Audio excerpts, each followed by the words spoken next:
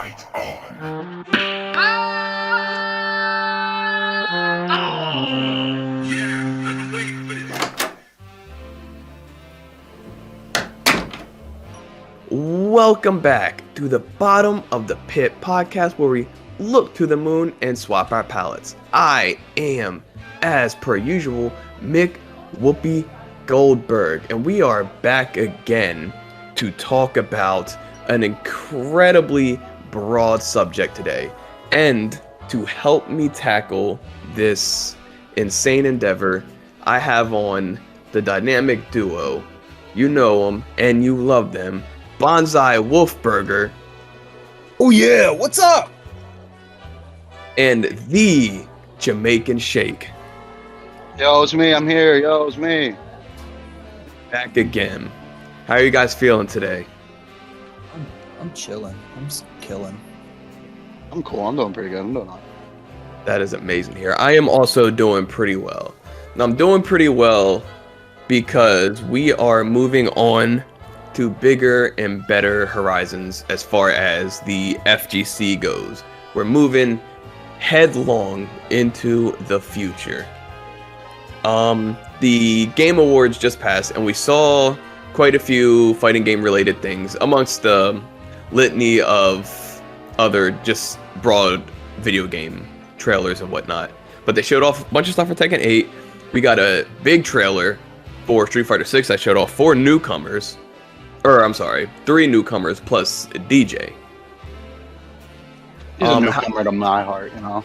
Yeah, we haven't seen DJ in a long time, not since Street Fighter 4. So when you guys think about the coming games in the future as far as FGC goes, like Street Fighter 6, Tekken 8, whatever the hell Mortal Kombat's doing, things like that, how does it make you feel just broadly at first? Excited. I think there's a lot of potential. I think this is like with the new generation of games coming, or the new generation of consoles that is technically already here, and the potential for crazy new additions in games. I'm pretty excited for what's coming. It's actually interesting that you bring up the new generation of consoles, because like I feel like this next these next games coming out, as far as I could see, they seem to be focused more on being next gen as opposed to being like a bridge between past gen and, well, I guess it's not next gen, it's current gen. Yeah, I think at this point, I think it's time to just leave last gen behind, because no one's gonna freaking want to play some of these games on like prior gen tech, especially seeing like some of these games I'm not even sure how they'd run on prior gen tech. Yeah, because I remember me and Jamshake were talking about, I forget what the game was. It was God of War or something the other day.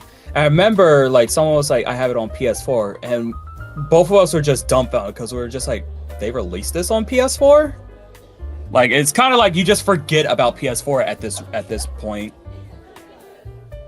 I mean, the PS5's been out for a while, and I know the launch was pretty disastrous. You know, they didn't make enough, and scalpers were having a fucking field day. But it doesn't change the fact that the PS5's been out for a while now, and it is time that we just kind of let the PS4 and, you know, Xbox One as well, just let them rest. I think their time is past, and it's time for us to go on, fully support PS5, fully support the Series X and anything else that is dropped in the near future. Well, that Series S rest too. Okay. Yeah. But I do want to preface this entire discussion with something that I heard another content creator say, and someone way bigger and way more talented than I am at fighting games. He's a professional competitor, Lord Knight. I'm sure you've heard of Lord Knight. Yeah, I've heard of Lord Knight. I'm a big fan of Lord Knight. I'm a big fan of his videos. He is a great hub for just very deep analysis, like number type analysis of fighting games. and he made a comment, or not a comment. He expressed his idea on a certain thing that we've talked about before, and it got me thinking, and maybe even swaying me a little bit. And I want to bring up to you guys, see how you guys feel about this.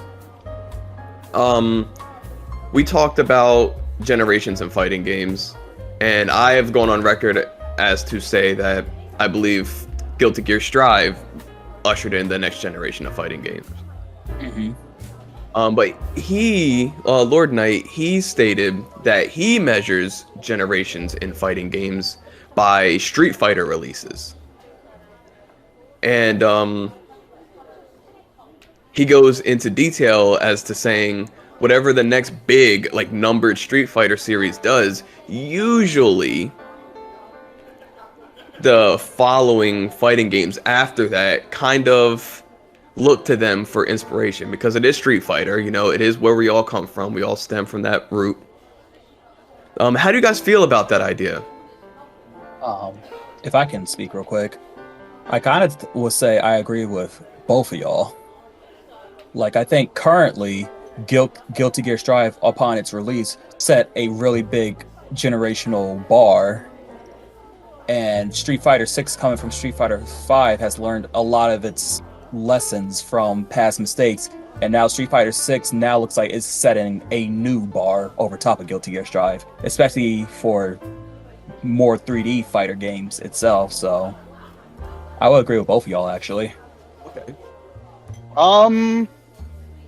I kind of see where I get what Lord Knight is kind of going off of, because I think he's right, but I do think it's kind of something that you can only, like, come up with in hindsight. Like, when you think about it, Street Fighter 5 came out with, like, 9 characters or 10 characters, whatever it was, and added characters over time, and did, like, the pseudo re-release thing. Like, I would never consider Street Fighter 5, like, Championship Edition or Arcade Edition as re-releases like how they did on Street Fighter 4, but they're kind of just like seasons, like how a normal, like, game, like maybe like a battle royale game like Fortnite or something has, like, this is the chillin' season or whatever they go about. Like, that's kind of what it seemed like more to me. I guess I could see what he's talking about if they're talking about release, like how they release, because games like, there's been a lot of games lately that dropped with a pretty small roster, and then they, like, double the roster over time. But I don't know if I'm confident enough to say that Street Fighter 5 did that because they thought it was a good business choice. But I feel like it was the only choice they had because Capcom was down in the dumps at the time. So I'm not entirely sure how I feel, because I could say with Super Street Fighter, or with Street Fighter 4, it came out with, like, the Super Street Fighter 4, the Arcade Edition, the Ultra Street Fighter 4, and there are definitely games that kind of do the same thing. Like, off the top of my head, I could really only think of, like, maybe Blaze Blue, that had, like, different drops, but they're still kind of the same base game. But I don't know if, like, that's an entire generation. Like, Tekken's doing Tekken's thing. Mortal Kombat's kind of been doing the same thing since 9. With Street Fighter 6, I'm not sure, because I really don't see a lot of DNA from, like, the current, like, fighting game genre. Like, I don't see a lot of, like, it definitely feels like this, like, I could see Street Fighter 6 being, like, the starting point. Like, this could, like, definitely like, not rewrite, but definitely inspire a newer set of games. But with how fighting games go and how long it takes for them to come out, I don't know if we'll truly see that for a while, especially since it seems like a lot of the fighting games that are going to come out soon are in the same dev cycle. So I don't know how much inspiration one can take from each other at this moment. Like, Tekken 8, Street Fighter 6, whatever the new MK game or whatever they're doing is coming out, they're all gonna drop probably like within the same year. So I'm not entirely sure if they're going to be able to be like, oh, Street Fighter, we did this because we saw Street Fighter do this and it's succeeding. Like, it could do that on the long term, but I'm not sure yet. So I kind of agree with Lord Knight, but I feel like we'll see. Okay, that's very well said, both of you guys. It is hard to totally pinpoint where like generations start and end. You know, some people, their what's the word I'm looking for? Their reading of the situation can be influenced by what series they like most, or what even their play style is. You know, someone who I noticed, I'll say myself as an example. I noticed a change in fighting games because I've always been a more defensive player. So I noticed immediately how aggressive fighting games have gotten. And I noticed that with Street Fighter V. And going forward, I noticed that a lot of games afterwards focus more heavily on being really aggressive as opposed to being balanced. Excuse me, like how Street Fighter 4 was, and some of the games that came out after that. You know, you have Street Fighter 4, obviously, then you have Tekken 6 and Mortal Kombat 9 and X, things like that. That's if you're breaking it down through Street Fighter titles. But that also stretches to let me roll back for 1 second. When you look at the things that Street Fighter V did, right? What did it brought to the table? Way more aggression. So much so that, you know, with the V-trigger system, you can explode in aggression even if you're losing, because of just the nature of how you gain V-trigger. And when you see Street Fighter V, what did it bring? It brought, you know, not shit to do offline, just ranked mode, tiny roster. Right? And then when you look at Tekken 7, what's it have? Not shit to do offline, just ranked mode, like tiny roster, you know, until, like you said, Shake, until they doubled the roster through DLC practices. Yeah, real quick too. I feel like, I feel like Tekken 7's roster was pretty decent at launch. The size was, but I think the characters were whack. Yeah, I could see that.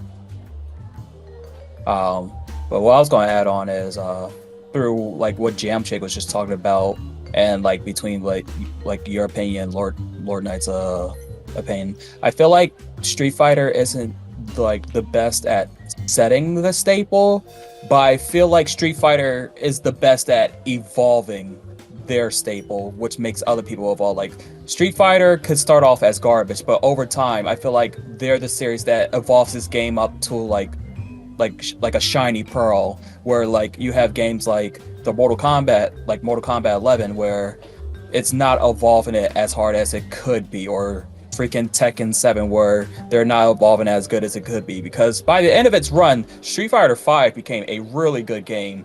All the releases of Street Fighter 4, every time they gave it like the Champion Edition and stuff, really polished. And now we're seeing, like what Jamshek said, Street Fighter 6 is a new era of Street Fighter. And if they can polish and make that game even more crazy, then it's just going to be that much better. It's not setting the staple, but it makes the staple evolve for itself mainly, but for other fighting games as well. I kind of agree with that. I think maybe Capcom's onto something by dropping like a mid-as-fuck game at launch and then just making it good. Yeah, but I also agree with what you said, Banzai. That makes a lot of sense. And I mean, and I'm still holding strong to what my measure of the generations are, because it's not really for me, it's not really a certain like title. Like, I don't wait for like a certain title. I wait to see what exactly the title brings that could really change up how fighting games move in the future. And I think Guilty Gear really brought that forth by having a really stylized look to it, for one, and not being afraid to completely change their angle, completely change their audience, completely change the flow of their entire game. And as well, it brought in the rollback renaissance, which I think is the single most important thing to happen to fighting games in a long time. Just to force these companies to add rollback so we can play online more efficiently. Because at this point, if you don't have rollback, because rollback's the standard now at this point, finally. It's the standard now, thanks Like, to if you- Guilty Gear. Yeah, if you don't have rollback and if you don't have good rollback, what's the point of even playing? See, what I attribute rollback to is 100% definitely Guilty Gear, but I think more than Guilty Gear, ironically, I attribute COVID for the rollback renaissance. Because I don't think if for that 2 years tournaments had to stop, or like in-person tournaments had to stop, and like people had to actually just start playing online only. I think if that never happened, I don't think we'd have a rollback renaissance. I think Guilty Gear would probably stop rollback, but I bet you other game companies would not care to spend money on that. Like, I don't believe they would.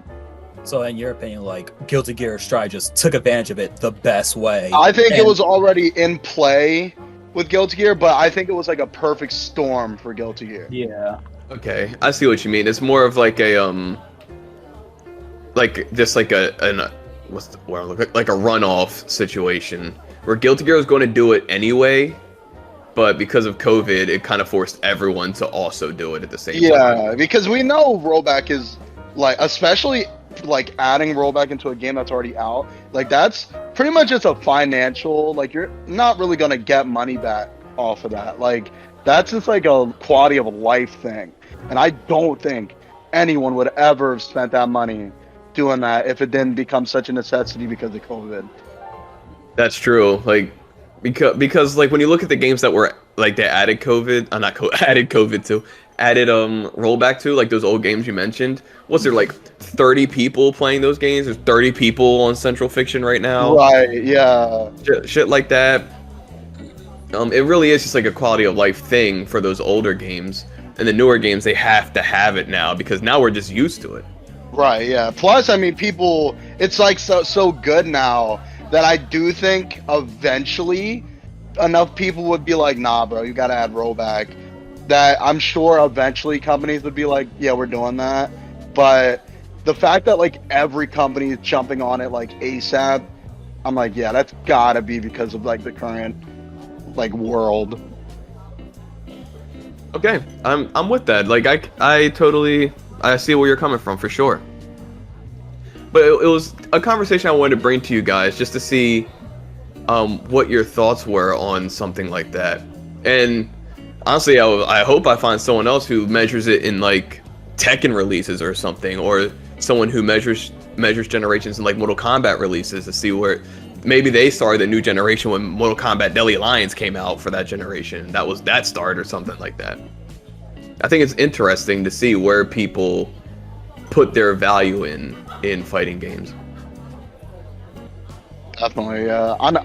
Personally, I will say that I think I first felt the change of aggression in games, like in fighting games, in Tekken Tag. I think that's the first time I felt like, oh, now moves do 50%, like off of everything. Okay. That's fair. That's really fair. Or it can be like Paul in Rage mode, solo Rage mode, and just do 99% in one hit. For real. But here is something I noticed going through, and I want to talk to you guys about this as well. This past generation of games, I don't think is any. There's any. What's the word I'm looking for? It's not a secret that they've been way more aggressive this past this past generation, because they want to make things more spectator friendly, more esports friendly. You know what I mean? Like, it's exciting to watch this shit on the screen. Maybe it's stressful to play a little bit more than it was before, but now it's like way more exciting to watch. And I feel like that balance, personally, was a little bit off. It was fun to watch, but maybe not as exciting or engaging to play because of people who play defensive characters or had defensive playstyles. They're just weaker in general just because of the fad right now. So what I'm noticing with the future coming up is these fighting game, Street Fighter 6 and Tekken 8, they're boasting more aggression, but when you see some of these ways they're adding aggression, they seem to be more balanced between people who are actually playing the game with the people who are watching the game. Have you guys noticed the same thing with the footage from Street Fighter 6 and the little bit that we got from Tekken 8? I would definitely say you can definitely tell there's way more aggression now.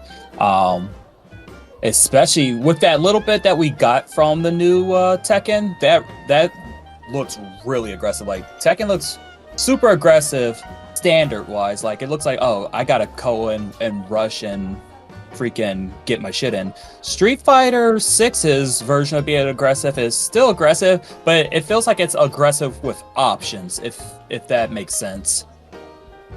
Yeah, like a smarter aggression. Yeah, like you have to be aggressive. Like they're forcing you to be aggressive on Street Fighter 6 because if like you hang too far close to the back, you could get crumpled onto the back and bounced off. If you're recklessly too aggressive, you can like run your meter out and like put yourself in an exhausted state. So Street Fighter seems like a more technical aggressive game, where Tekken just seems like it's going to be like pure high adrenaline, and that's from just a little bit of gameplay I've seen though from Tekken.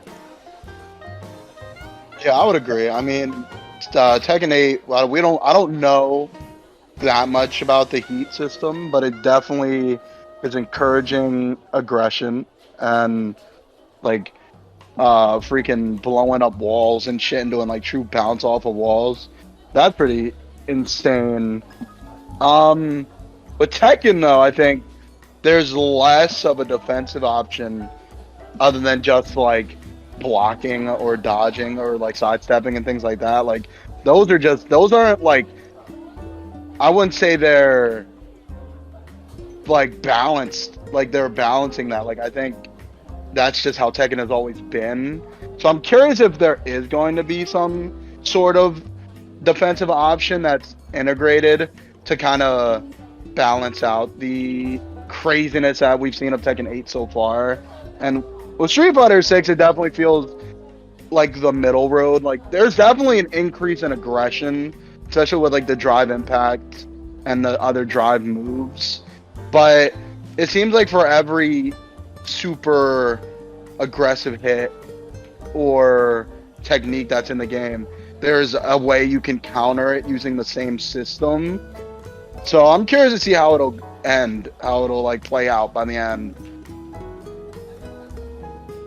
Yeah, and especially when you brought up Tekken, because like you said, Tekken's doesn't have very many dedicated defensive options, and now with this like new heat system, that's a real dedicated offensive option. So I am curious to see if they do add some type of defensive thing. But now, like you said, they have like the heat system, they have explosions off the wall, and things like that. But I know in Tekken 7 they made breaking grabs easier. I wonder if they're going to do something more with that, like make certain things easier to do or even harder to do, depending on the balance they want. Definitely, because they could also. I'm sorry, go on. No, you're good. Because I was watching a bit of gameplay and I couldn't tell if, because it was Kazuya hitting Jin out of, I guess, I don't know what they're calling it, the heat barrage thing, and it puts him crumbled. Now I don't know if that was just like a Kazuya move that just has historically put people in crumble, and I'm just not sure about it. But if that is the case and it's like a high risk, high reward thing, like I could see that bouncing out. Because if you get run up on someone and do a big move like that and then get countered into crumble state on Tekken, that's a substantial like health loss. I feel like that would be a great system actually. Sure, you can be aggressive with your heat, but if you get countered out of it, like a counter poked out of it, it adds like extra effects that put you in a real bad disadvantage. However, yes, that Kazuya move does crumble on counter hit. Okay. It's his rising, I believe it's 2 rising or triangle or Okay, triangle I or see. Y or whatever controller you're using. It's always crumpled on either counter hit, maybe even regular hit. I'm not a Kazuya player, and honestly, I don't fight that many Kazuyas, to be honest. Yeah, that's why I wasn't sure. And honestly, it's kind of cool seeing like how the aggression versus defensive thing has been going for 3D fighter games of all games lately. Because other games have tried it in the past, it just didn't do well. Like for instance, like what was it? SoCal 5 was tried to up the aggression with your armor could get broken if you keep being defensive. But then if your armor gets broken, it can go into an instant death move, and that made it stupid on that front. It's 4. That was 4? Yeah. Yeah, other games have tried stuff like this in the past. It just doesn't work out. So it's good to see like 3D fighting games finally like get a good feel for this, because it always feels like 2D fighter games always have like a good mix of aggression and defensive, and then like end all be all defensive move to get you out of a tight spot. And now it feels like the 3D fighters are really starting to catch up on that field and make it their own too. And that is exciting because I feel like the difference between 3D fighters and 2D fighters has always been that the 3D fighters, they try to stay more grounded than the 2D fighters. So they can't really add any crazy like defensive moves like drive rush or fucking or whatever, like drive impacts and stuff like that, just because of the nature of the games that they're making. Like they're grounded, they're usually a little bit slower paced. But surprisingly, a 3D fighter that always has kind of had a really strong defensive option was the Dead or Alive series. As far as 3D games go, because they had the low and the high and the mid counter system, I believe. I'm not sure if they have a high. It might just be mid-high counter. And most other fighting game 3D fighters usually have characters with dedicated moves like that, but not like a universal mechanic. Yuck. Yuck. Yeah, I didn't think I would ever be speaking about Dead or Alive like that, but the facts are the facts. But a reason why, to go back to the generational talk for 1 second, a reason why I was kind of like thinking more on the Street Fighters being the flagpoles for these generations is because I started to think about DNF Duel. Because if I go by my usual standard, and Guilty Gear Strive is the one that ushered it in, that would make DNF Duel the first game in the new generation after Guilty Gear Strive. And I don't know how well that sits with me, because I really don't like DNF Duel, and I don't think it's a good game. And I don't think the package was worth the money. You know what I'm saying? Oh, definitely. I think the current fighting game world requires support or your game's gonna die. I think that's just because of like FGC and how important it is for people to win now. So people are just gonna use the same things over and over again. And if you only have like 8 characters, then you're only gonna see that. So you need things to spice it up a little bit. You need change in there, or people are going to get bored and drop your game. And Or go on. no, I was gonna say you need support. Yeah, too. yeah. You need more. You just need like stuff to shake it up. Like even if it's a little bit. Like with the DNF, it was just Swiftmaster and Hitman and Striker, and that's all you saw. And that game's been out since what was it, June? Yeah, since the summer, bro. And it's been the same thing for like 6 months. One patch, and it barely did anything. It was like a 3-character patch that just killed Swiftmaster or whatever. And that's all you have. It's the same thing. There's no change. So you need support. And Guilty Gear has gotten solid support, I would say. But DNF has definitely not. Yo, I'm sorry, Keith, go ahead. No, I was saying yeah to that. Freaking, especially off that same run, just thinking about like Evo going by and like DNF not making like a name for itself at Evo, but freaking Multiversus is doing better than it. And I'm just like, that's really a shame, honestly. That really is a shame. especially because I was excited for DNF at first. I thought it looked pretty cool. So I don't like feeling this way about it, but the facts are the facts. And when you brought up that it hasn't received support in 6 months, when we think of the other games that are doing stuff, when you look at Guilty Gear Strive, in 6 months, I believe we received 3 or 4 characters in that time period. Yeah, that's probably about right. While DNF Duel had one tiny patch for pretty much one, maybe 2 characters in that same time period.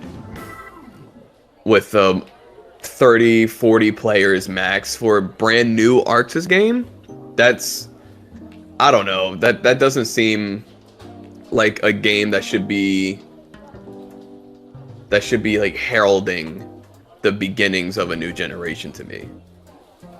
See, I agree with you 100%, but I think a game can only like herald a new generation if it takes from the generation before it. If anything, yeah, DNF might have come out after Strive, but it definitely doesn't have a Strive business structure at all. It definitely, the DNF is like a fucking 2010, 2009 PS, like PlayStation 3, Xbox 360 era, like download only fighting game like system. Like that's what it feels like. Damn, that's very accurate actually. It definitely has that feel to it. It's like a Chaos Code with a budget. Chaos Code with a budget.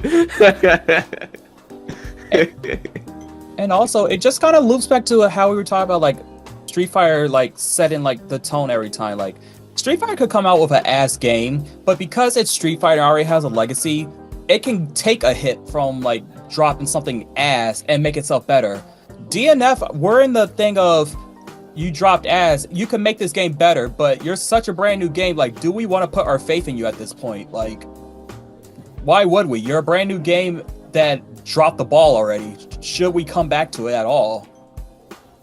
That's true. That's a fair point. It has to prove itself to us, right? It hasn't proven. It's not like Street Fighter, which proved itself to us 30 years ago, or Tekken, who proved itself to us 30 years ago, or Mortal Kombat, or Blaze Blue, or Guilty Gear, who's been in the game for 20, 30 years. This is a brand new series. It's got to come strong or not at all. Yeah, like fighting the FGC is like the Wild Wild West at this point. Like, you have to be like a top gunner. You have to like come out guns a-blazing, freaking like impress, or you're just going to be a tumbleweed and get lost in this shit. Like, and that's what DNF is about to be. It's really about to just kill itself immediately, and no one's going to really think about it because we have all these other great games coming out. Now, sorry, go ahead. I was just gonna say, yeah, I think a big detriment to DNF2 was the lack of communication. Like, it kind of seems like they didn't know what to do with it. Like, they weren't sure where to go going forward. And the fact that it almost seems like that most recent announcement of like the patch, and now we have a new DLC character coming, that almost feels like it was something they thought of post-release with how long it's been. Yeah, I could see that. Like, they weren't actually planning to support it or something like that.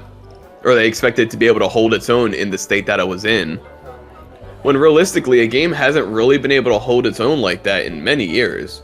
Fighting games have been supported post-launch for a long time now, over 10 years now. When's the last game that dropped and was just done with it? And it stood the test of time for many years. It's been a long time. Maybe Tekken 6? Maybe Tekken 6, yeah. Maybe Tekken 6. Yeah. But even Tekken Tag 2 had a lot of post-launch DLC. And that game came out... Shit, what was it, 2012? 10 years ago? Tekken Tag, yeah, 2011, 2012 probably. Yeah, that was 10 years ago. 2008 was Tekken 6 and Street Fighter 4. So Tekken 6 didn't have any DLC, but Street Fighter 4 was supported all the way up until Street Fighter 5. So a game just can't drop that way. And that's that's kind of another, I feel like a holdover, the communication issue you brought up, because that was a big issue the last generation with all fighting games involved, all parties involved. Not a one of them got to escape from that, where they had this abysmal communication with the players and the fans, and it made it seem like they weren't doing anything when they probably were. We just didn't know, and we just kind of felt like we were just being left in the dust. How do you guys feel about that? I agree. Honestly, Yeah, Oh no, I'm sorry. Keep going. No, I was just saying I fully agree. Yeah, I also agree. I think communication is make or break in the video game industry. If you don't tell people what you got going on, people are you're gonna just slowly seep from their brain, and they're just gonna forget about you. I think that's like the worst thing that can happen to you in this industry. Just to be forgotten about, I feel that. But what I am confident in is this coming generation, where I don't think we're going to have that issue at all. I really don't think. I think we're going to get a good stream of communication, because look at what Street Fighter V did at the end. I think we're going to get a good stream of communication from the devs of Street Fighter 6, devs of Tekken 8.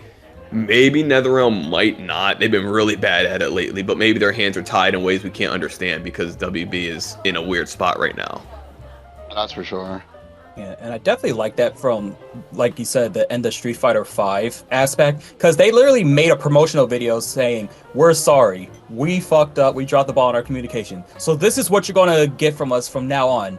And they fucking kept to their word hardcore since then too. I will also say that Capcom has earned a lot of goodwill since Street Fighter X Tekken. Like, and at this point, like, look, freaking season 5 of, or whatever season was for Street Fighter V. Like, they didn't even need to do that, but they knew that it would be better. And because when COVID started, like, we weren't supposed to get like or Oro or Akira or any of those characters or Luke in Street Fighter V. Like, that wasn't up, like, that wasn't in their plans. It just COVID shut the world down for months, and then they're like, well, this is gonna put Street Fighter 5 or 6 back to 2023, and can we really have a game that's gotten no new updates in 2 years? And no, you can't, and they knew that. So that to me shows that Capcom is on top of things when it comes to this 100%. I agree wholeheartedly. I like to think that Capcom is finally like relacing their shoes of being kind of the leaders of the fighting game space. I feel like they kind of like went off to the side for a little bit. Things got real muddy behind the scenes or something like that, and they kind of forfeited their spot as like the fighting game for a while there, and now they're coming back and saying, listen, our bad, you know, we had to take a bit of a hiatus or something like that, but we're back and we're here to make sure fighting games stay on track. Yeah, that's for sure. Now, I want to ask you guys this. We were kind of dancing around it for a while now. So I just want to ask you guys straight up. In this past generation, think about all of the games, because we had a lot this time around. There's like a big influx of different games from different properties and IPs. What is something that you've noticed from this past generation that might have rubbed you the wrong way, or that you like heavily disliked, or just like something you don't want to see return in the state that it was back then? You want to go first, Jam? Or... Yeah, I got some. Okay. And this I feel like I think is kind of maybe starting to change a little bit, but maybe not actually. It's not anything with gameplay. I 110%. I've grown to hate, and I kind of blame NetherRealm for this, but I hate not knowing what characters are coming. Like, I kind of hate the wait now. Like, with DLC characters, I get the excitement of not knowing, like, who's it gonna be, but I'm like, bruh, can we just know the characters that you're adding for DLC? Like, it's like I'm not like playing around and just like not like it's something that like I'm kind of in between on, because I really do like like who's coming and like not knowing, but then when it's like a character that you don't care about or it's like you have no interest in, you feel like there's nothing going on with that game for an additional time. So I'm almost like, dang, if I would have known that like this character, this like season pass is gonna be weak, I probably wouldn't like have gotten my hopes up, or I would focus more on this and that. But I feel like that's maybe a hot take, but that's kind of one of the big major things that I'm not a fan of anymore. I could see that. It's kind of like a double-edged sword. It is exciting not knowing and maybe being wildly surprised at like maybe a character you're hoping for or a character you weren't even thinking about, but it turns out you really like them and think they play really cool. But at the same time, on the opposite side of the coin, it could be someone you really don't give a shit about, or even worse, like an anti-hype character a character you actually don't like from that series came back. And like you said, it makes it feel like nothing has been going on with the game for like 3 or 4 months at that point. Because that's been kind of my thing with Guilty Gear, and I do enjoy saying I'm like happy sends in, but like it was like Viking, Testament, Bridget, and for me, I'm like, I haven't wanted to play that game in like a year. Not because I don't think those characters are good, but it's like, damn, like those are like I've had no interest in it. I'm like, and getting like your hopes up and then squash, and then getting your hopes up and squash every time. Like, I'm kind of tired of it. Like, at the very least, like if I know who's coming, I can just be like, all right, I'm gonna just like shift my shift what I'm gonna do with it over time, you know. It's crazy too, because like you blame NetherRealms, but in the case of NetherRealms versus like Strive, and these NetherRealms did like they would show like the shadow outline of like the characters who are going to come out. Where Guilty Gear, you're just left with nothing. You're just like, oh well, data miners found this, so hopefully it's this character next. So I can't understand why you feel that way. And to be fair, when NetherRealm, I think NetherRealm is pretty good at it, but I think NetherRealm does like the like trolling thing too much. I'm like really tired of like that aspect of NetherRealm. Like, I will say NetherRealm tends to reveal what their character is gonna be, which I do enjoy, but I hate the like, are we doing this? Tee-hee, like that shit is annoying. Like, stop doing that. I actually heavily agree. Sorry, Keys, to cut you off. Oh yeah, you're fine.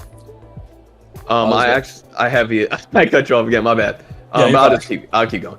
I heavily agree with you there. It was fun in the past, when expectations were different.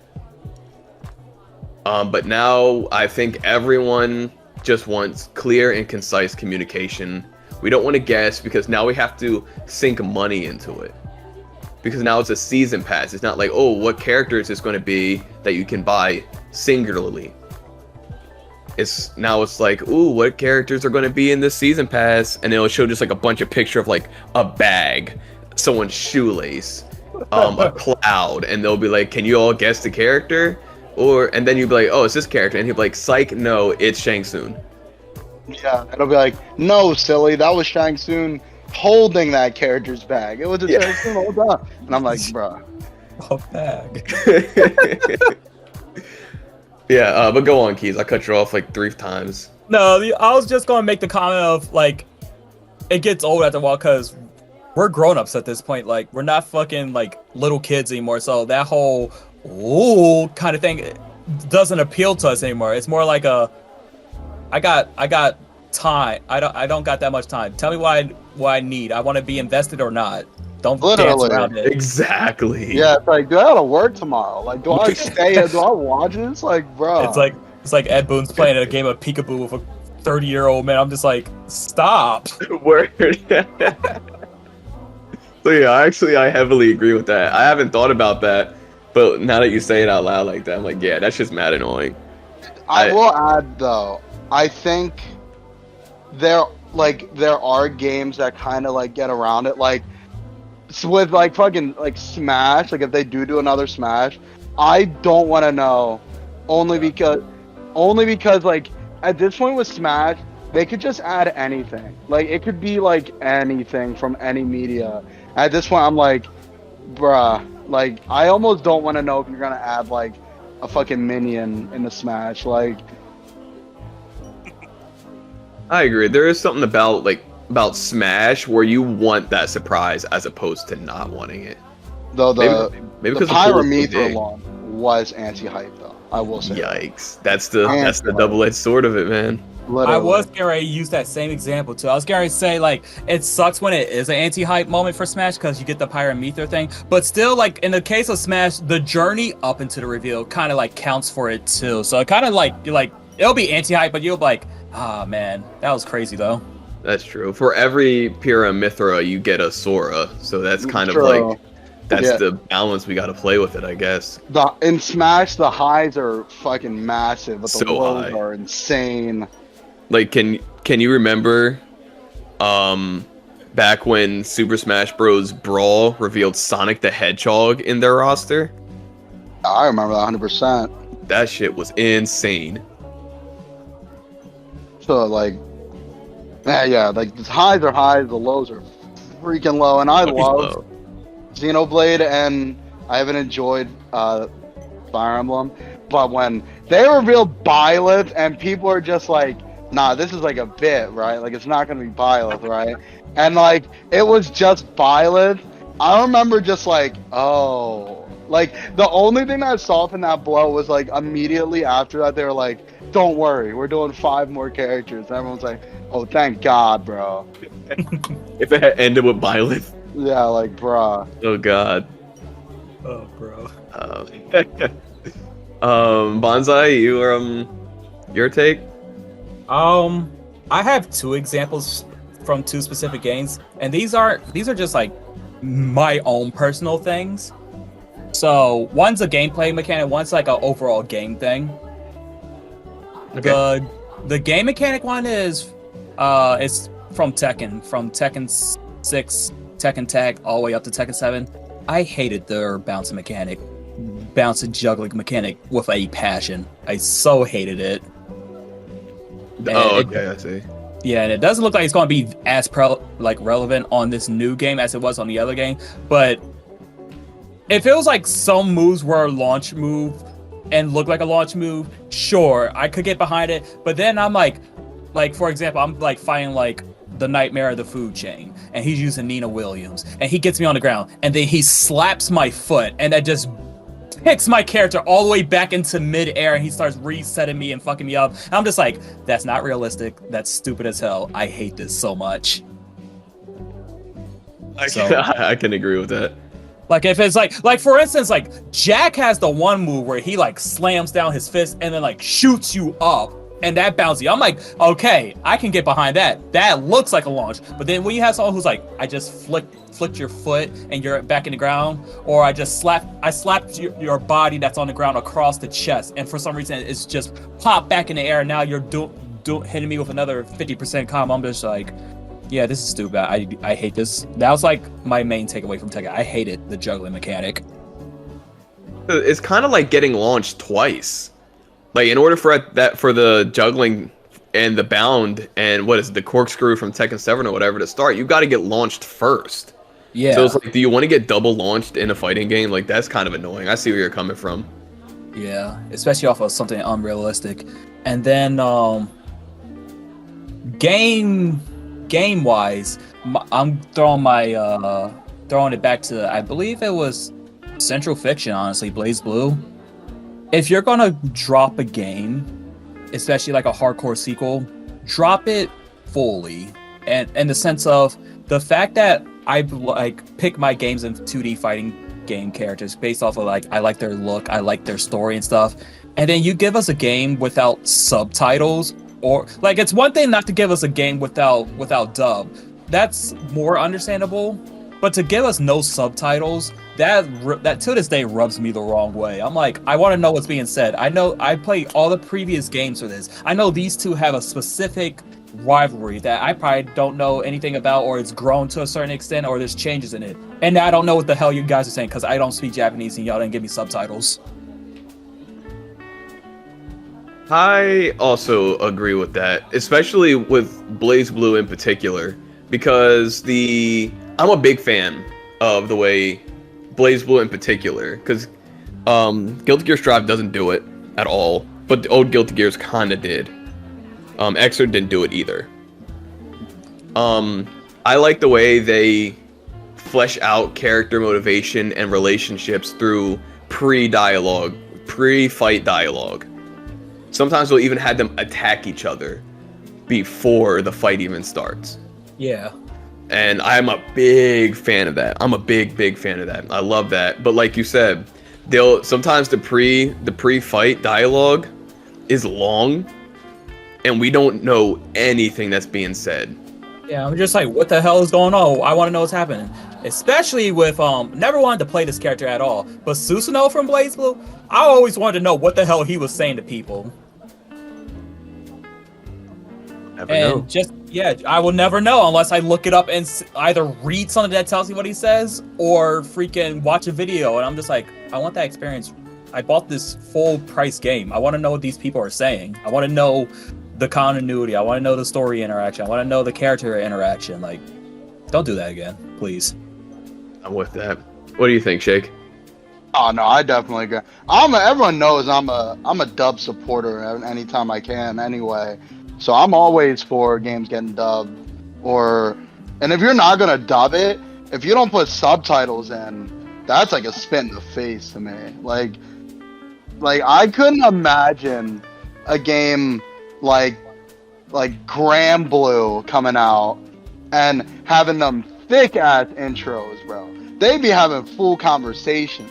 And if they weren't subtitled, I'd be like, no way, bro. Like, you're losing so much. So I'm always here for that. Like, I definitely agree.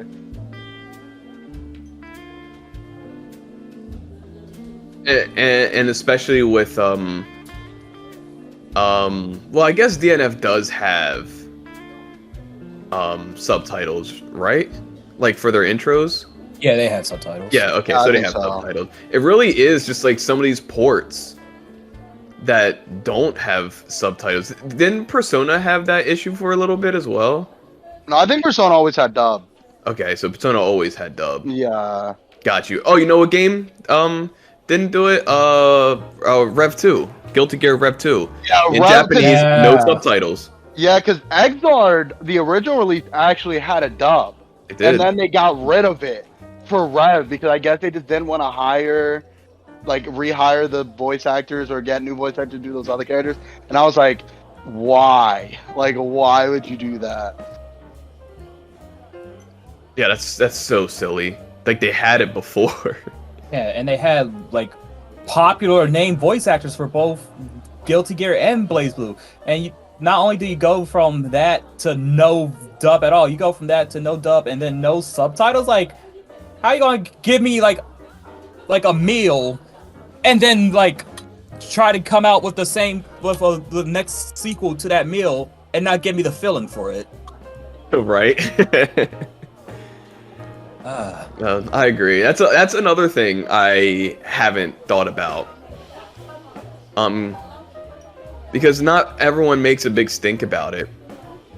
A lot of people that stick with games like old Blaze Blue or like older Guilty Gears, they're usually just in it for like the gameplay exclusively. They're like the characters, sure, but if you ask some of like the big name people, they might even tell you they never even played the story. They don't even care about the story.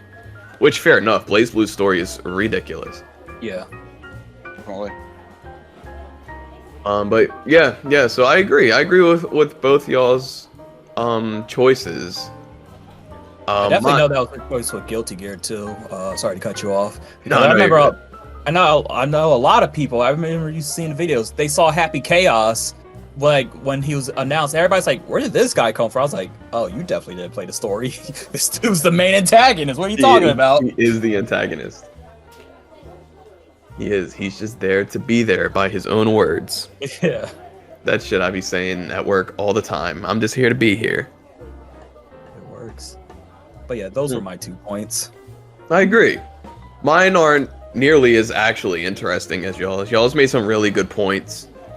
Things that I didn't think about. And what I did notice about both of your guys' choices where they're very personal, which I actually like since everyone is different, you know, and it shows like where the modern fighting game players are in their lives right now with the whole season pass thing, not knowing the characters and having us being put on a wild goose chase for like who the next DLC will be, and in your case, Banzai, with the lack of subtitles for non-dubbed Japanese games and the weird bound mechanics in Tekken, it really shows that we have been around the block a few times.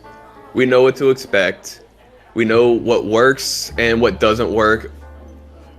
And we kind of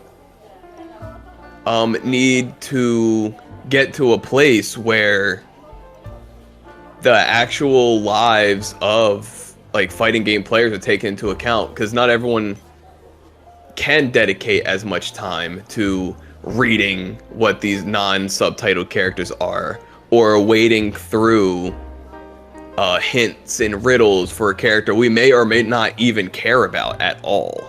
You know what I'm saying? Definitely. But with that said, mine are pretty basic, to be honest. This last generation, I feel like, was the generation of small rosters. I'm tired of small rosters. I've said this 100 times on this very podcast. I'm tired of small rosters, and I got a strong feeling with some like the behind the scenes like leaks from Tekken 8 that we're going to be seeing like a pretty decent roster coming out of not just volume but of quality of character. I hope so. For Tekken 8 and Street Fighter 6 is already looking mad good.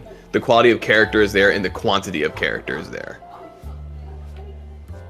You know, we're not going to get like, I know a lot of people like Laura the character, but I actually don't like Laura at all. I feel like she's a very shallow character. Even Fang, who I played, I think he was lame as fuck. Lame, bro. I fucking hate Fang, dude. So lame. Honestly, and this shows how aware Street Fighter is of themselves. I think the only real cool character on the initial launch roster, I'll say, not like through DLC, the initial launch roster was Rashid, I think, was the only cool newcomer outside of DLC, and he's coming back for Street Fighter 6. So it just shows that they're aware of what the people like and what the people don't like now, at least.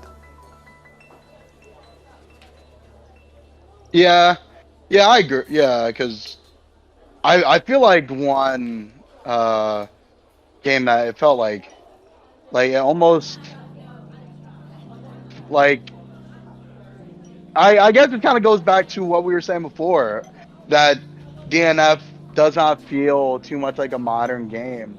Is that roster is tiny for DNF, and DNF feels like Street Fighter 5 year one. Like that's what it feels like almost. Not gameplay, obviously, but tiny ass roster, barely nothing to do other than that. And I'll give them that the characters are definitely pretty varied, but just having a small roster like that hurts. And especially if you want to sell your game at full price, that's crazy. Yeah, it does hurt, and it doesn't help with DNF that the roster is tiny, but also the gaps in power is huge. So it makes the roster feel even smaller. Yeah, because there might be 10 characters, but in reality, there's 3 characters. And that's true, and that's definitely true, especially if you're interested in watching like tournaments for the game. There are some characters you will never see, even crack like top. I would say top 32, but I'm not even sure if there's 32 people playing that game right now. But probably not. That shit's going for like $8 at GameStop right now. Yikes and a half, bro. But I do believe that this coming, and you know what? And to go back for 1 second, Mortal Kombat 11 had a pretty good roster as well. There were some notable omissions that hurt me deeply and personally. But if I look at it objectively, their roster really wasn't all that bad as far as quantity goes. I agree. I think Banzai might be having some issues. Have you heard? Oh, I can hear you now. I see like your mute and stuff going on and off on my screen here. Oh, really? Mm-hmm. I should be good now. Oh, okay. So that's just my take, and I do have another question I want to ask you guys. Going into the future, right? Like, we're done with the past now. The past is exactly that. We're moving on into the future, and I do want to talk to you guys on a different episode soon after this one about Street Fighter 6 specifically. The beta is coming up, and I definitely want to talk to you guys after we get our hands on said beta. We didn't get in last time, but there's a chance we'll be able to play this time. I'm gonna play this time. Jam is gonna play this time. I made it. So we'll actually have some hands-on experience that we can actually talk about, which is why I'm happy. I've wanted to talk about Street Fighter 6 with you guys for a long time, but just the way Capcom has been feeding us information, every time I get the thought, okay, now is the time. They'll be like, and here's a trailer for the next 4 characters. Okay, and I'm like, okay, so I'll wait and see what's going on with this. And I'm like, okay, and now I can talk to you guys. And they're like, here's the trailer for the story mode. And I'm like, okay. But I think now is a good time to get on that for the next episode. But for right now, I want to ask you guys this. As far as this next coming generation is concerned, we know of 3 games so far. What I call the big 3 games. We know Street Fighter 6 is coming. We know Tekken 8 is coming. We have footage of those 2. And we have confirmation that Mortal Kombat 12 is coming. We don't have any footage or real knowledge of that at all. Right. So with those big 3, like, we know they're coming for this next generation. I want to ask you guys this. And, you know, Guilty Gear Strive is still doing stuff, and DNF is still doing stuff. I want to ask you guys this, and feel free to stretch your brains and your imaginations as far as you want. What series do you want to see come with this next generation? And now I want to also add on to this, if you so please. You know, you can focus on fighting games if you want. You know, obviously I will. But it'll be a fighting game, but think about like Dragon Ball Fighters as well. Keep that in mind also when I ask you guys what series do you want to see maybe come back for this generation, or what series that's not a fighting game do you want to see get turned into a fighting game for this next coming generation? Bingo Streets. Bingo Street's coming. First thing that came to my head the second that you added on the anime fighters thing is, I want an actual good My Hero fighting game. Hard agree. I hard agree. Like, I'm tired of the company who's been doing it so far doing it like how like the Demon Slayer game and freaking Fighters is doing. I just want like a good game for that, for like My Hero specifically. I agree. Go ahead. Or even if we get like a newer, better polished, not the same, not a sequel, but a better Jump Force, honestly. Oh, it's not hard to make a better Jump Force. Yeah, every exactly. game that's come out is better. Jump Force. So if we could get like a anime fighting game where we have a bunch of different anime games mashed together. I think that would be really fun. Yeah, I agree. I would love it, My Hero. I have 2. My number 1 is I've been preaching this for many years. for a long time. I want Persona to have a new fighting game. I want a new Persona Arena. It doesn't even have to be Persona 5 based. It could have characters from every single Persona. That'd be dope. I just want that game to come back. Just a blanket Persona Arena. Yeah, like I want more Persona Arena. I love Persona Arena. Such a cool game. Love the characters. You have so much you can do. So many options. Like, I would kill for that. And I would like it to stay sprites, but given how the current world is, I doubt that would be the case. But even if they wanted to go like Arxis, I would like it to have like Grand Blue, like long ass conversations at the beginning. I think that'd be sick. Like that Grand Blue does that. Grand Blue's presentation, I think, is actually top tier. Yeah, I think it might have the best presentation of any Arxis game, which is really crazy. I want more people to take out the Grand Blues like example. Me too. Definitely, 100%. And second, arguably the most important thing that needs to come back. I was doing research, and just out of curiosity, I hadn't known how long it has been since we've gotten the last game come out. But I looked it up, and the last time this game came out, or we saw anything about this game, was September 30th, 1998. And I think we've waited long enough. It's time for the Unholy War 2. We need Holy the War sequel 2? to come out. We need the sequel. We've waited for long enough. Oh It's my time. god. I'm talking quadruple the roster. I'm talking quadruple the stages. It's time. I'm for Unholy War 2. Literally, Shake, I think it's just me and you who know that game that would listen to this podcast. Bro, honestly, I thought I knew what game he was going to bring up until he brought up that date. Then I was like, okay, never mind. Unholy War 2. Oh my goodness. That's an interesting game because when you look at it, it's kind of also an arena fighter. Exactly. It is an arena fighter with heavy bases on matchup knowledge, actually. Yeah, it's built on matchup. It's literally built like on built on matchup. It's almost like a game of, I don't know, like a card game, like a game of Yu-Gi-Oh or something. You got to know what your opponent's going to play, and you got to play your counter to it. But it's interesting because if you, how do I gotta figure out. Okay, so there's a character called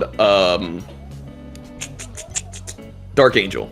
There's a character called Dark Angel. He can fly. He can set a healing pillar, and he could do this area of effect attack, and he could shoot lasers out of his eyes.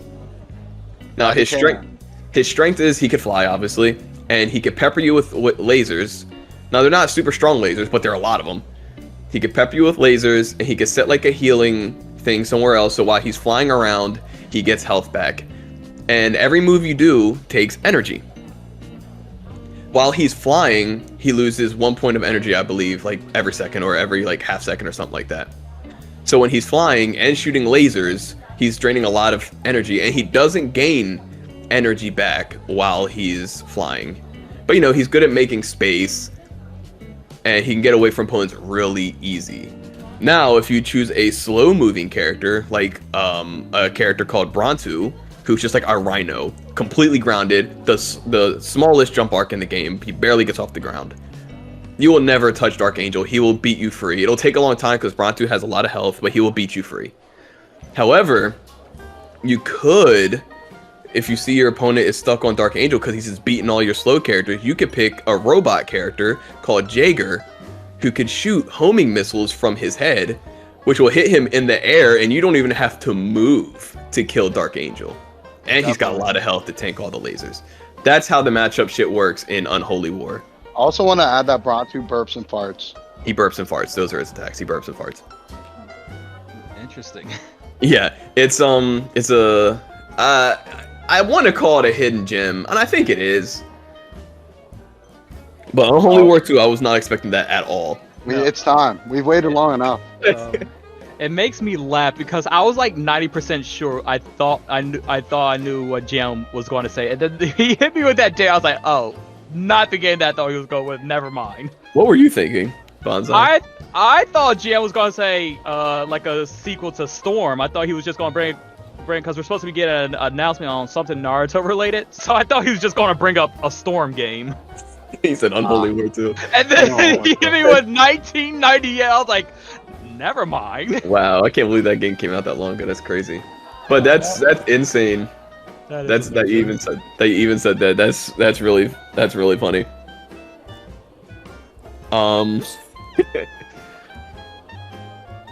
Yeah. So that's Unholy War 2. Dude, what was the first game you said? Any new Persona game. Any new Persona game. That's right. So both of your guys's, I could see, because Persona is very popular now. I could see it's even more popular than it was then. That's the crazy part. Exactly. I could definitely see a new Persona Arena coming sometime in the next generation. And it'll probably look great. I don't think I think they would do something different with the roster. I don't think they would have Shadows separated from... Yeah, I doubt it. Shadows was a Persona 4 thing anyway. Oh, okay. I could see a Persona Arena coming through, because Persona is super popular. The game was super popular. It was super competitive. And it was a lot of, like, big-time competitors' first games. So that's impressive. I can also see them doing it just because they released so many different variants of their actual games already. It's true. And Banzai, with your idea of My Hero, like fighters type of deal, I think about that a lot. Actually, I think about that idea a lot. I would love nothing more if that's like the next like 2D anime fighter. I'd want it to be My Hero. Even though I think Naruto probably deserves the spot to be the next big one. No, I definitely thought about Naruto, but because Naruto already has the Storm series and it's really already like prolific, good anime running fighting game, I was like, let My Hero actually get a good freaking game, because its own original game kind of blows, and they were guest characters in Jump Force, which blows. So I agree. It doesn't have a strong legacy of arena fighters like how Naruto does. yeah, so. I guess Naruto did have Clash of Ninjas, so they did already kind of have their pseudo 2D fighter. Yeah, they had Ultimate Ninja was 2D. Yeah. With like a sidestep mechanic, right? No, No. Clash of Ninja decides that Ultimate Ninja before their Storm was 2D. Yeah, it's just the only way you could like move is like you could like teleport from the upstage part to the downstage part. Yeah. That's right. I forgot about all that, to be honest. I forgot about the original Ultimate Ninja games. Yeah, the modern anime fighter is like, it just stems from Storm, I think. Yeah. I think Storm is like the baseline. That's awesome. Yeah, that's a strong legacy that I really don't think they have to abandon to be successful. I feel like people would just like the Storm series. Yeah. So yeah, I think My Hero is a good option. And they just have a lot of characters that would just fit well and are super popular now. Yeah, and then just a new arena better than Jump Force game would be awesome, because we have so many like good prolific anime characters now. Like we got Bleach is back. We could put our legacy characters like Bleach, freaking Naruto, Dragon Ball Z in it. But now we got characters like Chainsaw Man, all this other crazy shit. And I'm just like, man, a good game with all these characters fighting each other would hit so good. It really would. It'll scratch that itch I think a lot of anime fans have right now. Mm-hmm.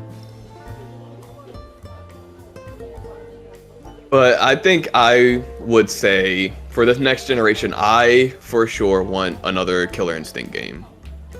Okay. Oh yeah, I am 100% with you. I would love to see KI come back. It's crazy. It's almost been 10 years. I can't believe it. I wasn't even going to say Killer Instinct at first because I was like, oh, we got that last generation. But when I thought about it, I'm like, I don't think we did. I was a launch title. It was like day one, bro. The world is so different than 2014, like it is, or 2013, whatever it was. It was so long ago. Yeah, I think that was 2 generations ago. Yeah, and it's so crazy because I still think that game looks and feels incredible. So if they came out with just a brand new version of KI that was still as good as the last one, if not better, I think that would be super amazing. Really, it aged so well, and it did suffer from it starting as an indie title. right? It like started as like an indie title. It had what, 6 characters? Something like that. What was Yeah, it? small Jagos, roster. Saberwolf, Glacius, Orchid, Sadira, Thunder. Thunder, and yeah, that was the launch roster. 6 characters, and then we got DLC Spinal and DLC Folklore to round it out before we started getting a lot of DLC characters. But then since day one, everybody's like, and eventually we'll get Shadow Jago. And, oh yeah, and Shadow Jago. Eventually, yeah, as his own character. And then season 2 came on with like Omen as a bonus character and Combo and Maya and all them. Yeah. So yeah, like when I thought about it, I was like, damn, we haven't seen Killer Instinct in 10 years, like a new Killer Instinct. I want a new one. Like I want a new one like now. Also, Give it to still me has one now. of the greatest guest character roster ever. Yeah, I think it's pretty solid with Arbiter, Ram, General Ram, and Rash. Rash. And that's like, I like that because it was on theme. It was, this game's an Xbox exclusive. Here are some Xbox exclusive characters from Xbox exclusive games. And Rash was a rare property. Killer Instinct's a rare property. Here's Rash. I just like the theming. Yeah, it was really good. I think that's a great first choice, honestly, McWhoopie. Oh, thank you. Yeah, that's who I want. And then I think it is also about time we got a new Bloody Roar release. Yeah. I was trying to not dance around that because I always go to Bloody Roar, but if McWhoopie does it, let's go, Bloody Roar, let's go! I think it's about time we got a new Bloody Roar release. It's been way too long for a series that so many people, when you ask them what they think about Bloody Roar, they say they loved it. I don't talk to many people who are like, I don't like Bloody Roar, I think it's corny. They all say, I thought it was a cool concept, maybe it could have been executed a little bit better, but the concept was so cool and the characters were cool. And it's so funny about Bloody Roar, just because it feels like it's that game that if you bring up, someone would be like, oh, you know about Bloody Roar? To the point now, like, when it gets talked about now, it's like, damn, this game is way more popular than all of us knew. Like, more people played it. Here's my hot take. Here's my ultimate hot take. You guys ready for this? I'm ready, let's hear it. I fully support a new Bloody Roar 100%. Want a new one. No question. If you're gonna put fucking Nagi in it, delete it. Don't even make that game. Hiatus first, let's go, Fair, Nagi! fair, If Nagi shows up in that bitch, delete the files. I don't want it. Fair. Get rid of the source code. Just pretend it didn't exist. Gone. Fair. You know what? I'm in support. I'm in support of that. Yeah, Nagi's gone, bro. We've evolved past the need for Nagi, bro. It's We over. have evolved past the need for Nagi. Can we at least get Reiji the Crow? Yeah, I support Yeah, of Reiji. course.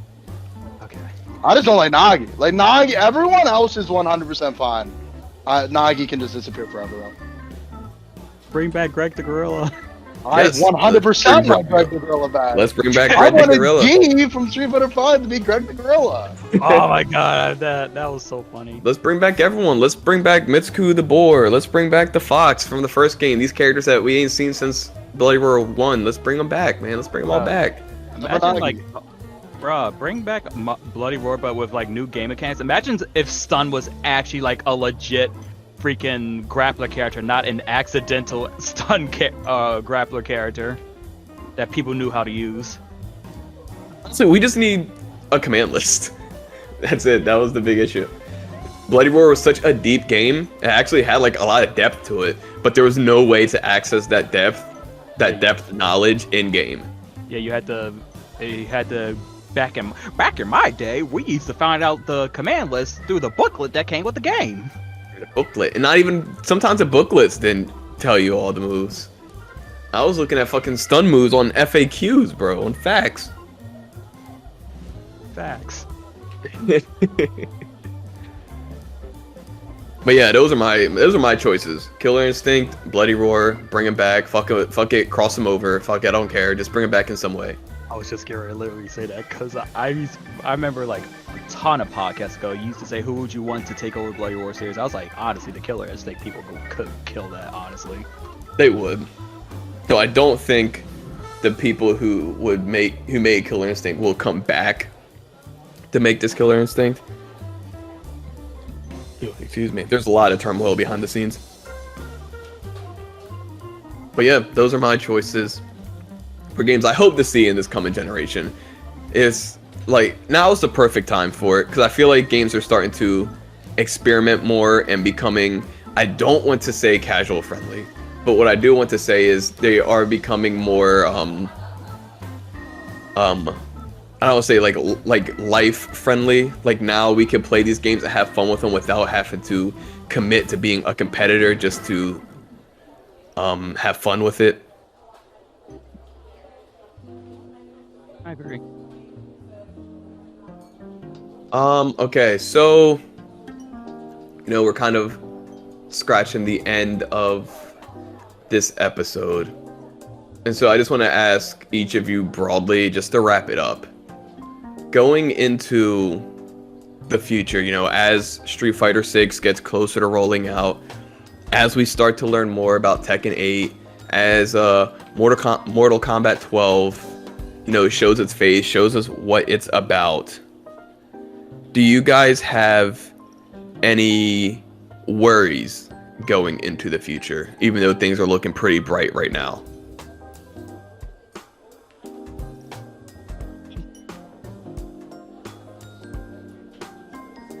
Honestly, I can't really think of anything. As far as I can tell, the new Tekken doesn't have that balance system, and they already showed me that most likely I'm getting Jun, so they kind of like gave me everything I wanted. Street Fighter 6 looks hella fun. I can't wait to get into that. I'm still having hella fun with Guilty Gear, so far the future looking bright for me. Yeah, I kind of agree. I mean, I'm sure that new problems will creep up as they always do. Especially with just a change in how things are looking over time. But yeah, I'm not really worried about anything at the moment per se. Like, I think it's fine. Like, everything's looking pretty good. Just as long as the Unholy War 2 gets a release date. I think that's the only thing I'm worried about. Good old Unholy War 2. Excellent. That's excellent. I'm happy to hear you guys are optimistic. I'm also optimistic. I pretty much any worry I have or just holdover worries from what we experienced in the past. Like, what I'm saying? Like, I always have that worry in the back of my head that will continue this small roster problem, that will continue this trend of just super high damage and bad defense. That we saw with DNF Duel, that we saw with Tekken, that we saw with Street Fighter 5. And even to a degree, I would say Mortal Kombat 11, but they kind of had the opposite problem because their breakaway system rewarded you for getting hit. Yeah, there's a lot. Mortal Kombat 12, I think, arguing that might be the game that is in need of most change. From the ground up, I agree. It's got to be drastically different from MK11 because I didn't like MK11 at all. But yeah, like you said, new problems might arise, and we'll tackle those as they come. But as long as they're not the same problems as we've had, I'm okay with that. I definitely I just hope, and it seems like we're on the right path, that we just learn from the mistakes. Whatever new problem that arises, we'll just deal with that then. Definitely. So next time we speak, I want to talk to you guys about Street Fighter 6. About everything Street Fighter 6. We have a lot to discuss, so it might be a little bit longer than usual. So hopefully we can find a good amount of time to do that. Yeah. So until next time, I want to thank both of you guys for coming on to talk about such a broad subject. I know we kind of bounced all over the place this episode, but I think it was sort of necessary because it's what am I trying to say?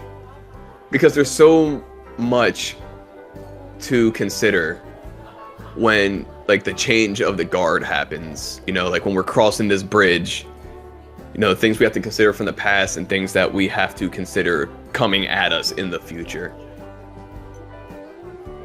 So I thank you guys for coming in here and spitballing with me like this. And so that's that.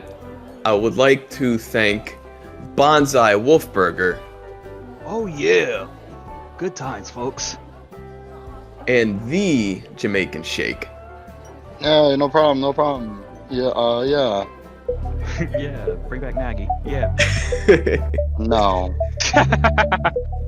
And I've been Mick Whoopi Goldberg, and this has been the Bottom of the Pit podcast, where we look to the moon and swap our palettes. And we will see you on the The answer next lies one. in the heart of battle.